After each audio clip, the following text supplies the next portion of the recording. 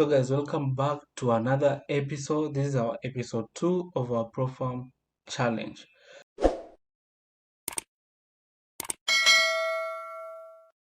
So on this episode, I'm going to show you every single trade, including the ones that hurt.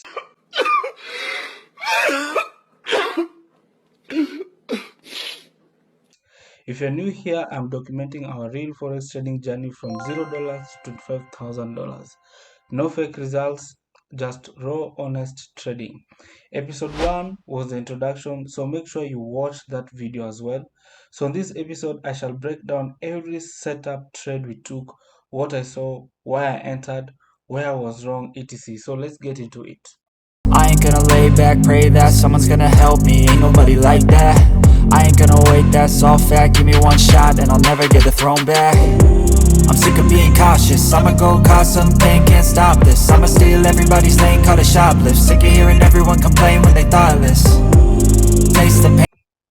So this is the content. So we are going to look at my Nasdaq strategy framework for the second time, my risk management architecture, and our first week trades and our weekly review P&L. So my Nasdaq system strategy is so simple, guys. It's so simple. Okay. So with this, I just want to explain it to you haraka here, what I look at when I come to the market. So one thing, I usually use the ORB strategy, the opening range breakout. So I just want to mark the high of the first candle break like that, the low of the first candle. Then next, I'll be patient enough to wait for the breakout. Candle must break out and close above this range. Then I enter on the retest for buys. Okay. The same way for sales. Candle must close below this range. Then I wait for a retest. Then I enter sales. As simple as that. So whenever we'll be trading, you shall be seeing me marking out consolidation levels or maybe key ranges. This can be your resistance, this can be somebody else's support. Okay, these are liquidity areas. So this is just simply what my Nasdaq system strategy is, taking into an account price action. So the time frame that we shall be using is the 30 minutes time frame. For the daily time frame, it's just for buyers. That's just for buyers, which is optional. And the market condition, it's effective when the market is trending, but generally it works in all conditions. The next part is the risk management architecture that I shall be employing. So this is also an advice to you guys. You can just screenshot or pause so that you can read all these. Okay, but for our strategy, I shall be risking 0.75%. Okay, you can be conservative enough to, you can be aggressive to risk 1%. There are some traders who even risk 2% per trade. Okay, so if you risk 2% per trade, then it will determine how many trades are you taking per day. Okay, if you risk 2% per trade, how often do you get setups? Because it will be reasonable for me to risk 2% if in a month I only get like 5 or 6 trades. That one I can risk 2%. But if I'm coming to the market daily and I can see setups, then it won't be wise for me to risk 2% per trade. I shall be risking either 1% and below. So below here you can see that my trading journal, psychological control and rule compliance are all part of the risk management framework. You cannot have all these and you want to apply them to your system if you don't have any psychological or emotional control in the market. If you're not disciplined enough to stick to your rules, and if you can't journal your mistakes and journal your progress, all these is just part of the risk management framework. So next, this is now the long-awaited section. Yeah, boy. So hapa hivi ndio watu walikuwa wananiuliza, "Oe bro, what is the progress?" What is the progress? Mtu ananiuliza progress on Monday. Na Monday tulihit loss. Oh my god! Even does it from oh my god. Hey, so let us go to the market so that I can show you what happened on Monday. So on Monday, here on TradingView, on Monday, I saw this consolidation in the market. So this consolidation gave me that bias that I'm looking for sales on Monday. So when my ORB time actually reached, my bias was already sales. So we got a breakout. You can see that we got a breakout over there. So yes, I entered sales, but unfortunately, we didn't reach our full take profit. We were targeting 1 to 3, but the market reversed on us and we didn't reach our full take profit. And I couldn't take recovery on this trade. Why? Because the distribution had already happened for buys. So I couldn't take recovery on this trade. So on Monday, we lost negative 0.7%.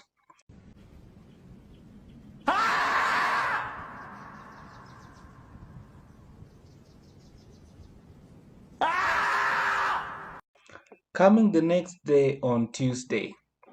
So Tuesday was good because Tuesday we made profits in the market. Again, we marked our range and I saw a consolidation over there like that. What did I do? I just wait for a breakout, like I explained. I wait for a breakout, then I enter to that direction, continuation to that direction. So on Tuesday, it was buys. I entered buys over there like that. My stop loss below, slightly below that consolidation area, and I targeted 1 to 2. I only targeted 1 to 2 because we had this psychological level that I was targeting. I didn't expect that the market would go like up to 1 to 3 so that it can hit a 1 to 3. But if we could have targeted 1 to 3, it was hit, but we only targeted 1 to 2. So on Tuesday, we made money and we were now 0.6% up. Okay, that is on Tuesday. Coming on Wednesday, I also marked out consolidation like that. Just marked out my consolidation like that. And the first breakout was buys. So you know what happened. We took the buys without hesitation.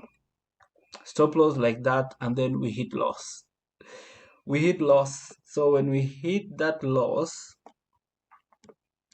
I was looking for a re-entry. Okay.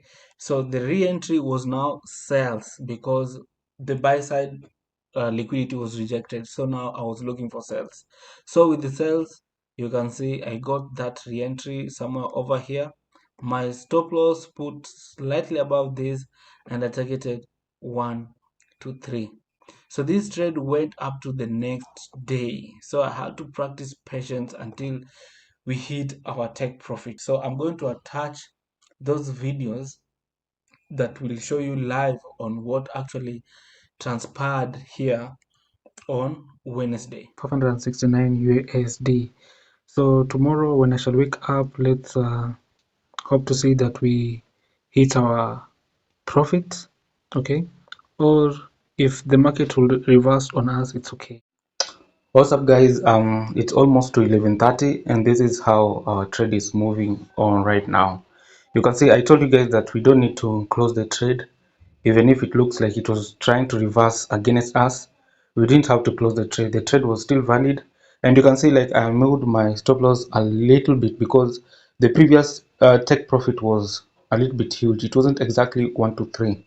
It was like 1 to 3 point something, and that's why it wasn't hit. But there you go. We are just going to hit our take profit. Just like that, guys. Okay, so that's what's up. So we've hit our take profit and we made 560. So on Wednesday, when we hit our take profit, we actually finished Wednesday with positive 2.4%.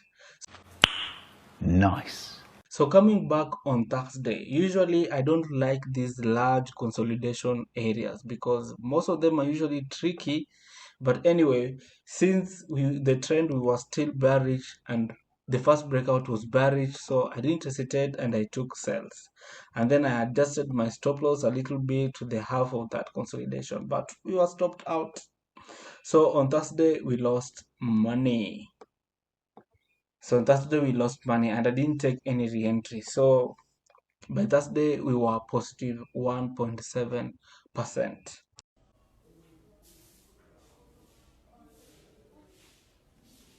So coming on Friday, We marked out our consolidation like that. Marking out the consolidation, we wait for a breakout. So we saw that breakout, and then we also had NFP. But NFP for Nasdaq didn't actually move. This was NFP for Nasdaq. It didn't move on Friday. It didn't move at its time, but the movement happened later on, as you can see. So we entered sales on that, and our stop loss was also adjusted. So I can adjust stop loss, and we hit our full take profit like that. So on Friday was a full take profit. So we finished Friday with a positive 3.8%. So I'm going to attach another video showing you what actually aspired on Friday, but I had to move break even. So I'm going to attach that video that shows you how we can move break even. Okay, so guys, this is how you move your stop loss to break even. So we are currently on this trade, as you can see. Okay, now you just tap on your stop loss level like that, and then you just slide it to your entry. Okay, like that, and then you click modify. Done. So that's how we move our stop loss to break even. So guys, Friday we won, and this is how our first week of trades transpired. You can go over and watch this video again so that you can see how we traded in this week. So what's our weekly review and our P&L? So the critical success factors that you should consider as traders is: number one, you should accept losses as tuition fees for trading education. When you lose, let's say maybe 2 to 3% monthly, is normal during learning. Number two, you have to master one strategy completely. But you'll find that most beginners, they usually want to master this, they want to master this, they want to learn this, they want to learn that. Just find a strategy which works, regardless of whatever you are trading. Find an edge in the market and focus on that. Then don't listen to anybody else. Okay? Don't listen to anybody's strategy. Just focus on what works for you. Factor number three is that you should treat pro-farm challenge like skill development, not lottery. Mambo napata potea. Consistency beats perfection every time. And factor four is you should build accountability system through public tracking or mentor check-ins. If you are a trader who is struggling with discipline or consistency, you want to find a trading partner, okay? Or you want to find a mentor who will actually help you and increase your accountability. So this is the end of the video, guys. Okay, this is the end of the video.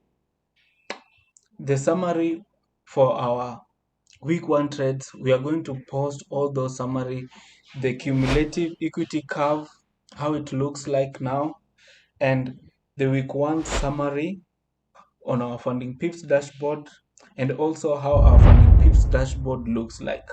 Those are the summaries. So as a conclusion, guys, before everything in trading, acknowledge and accept the loss.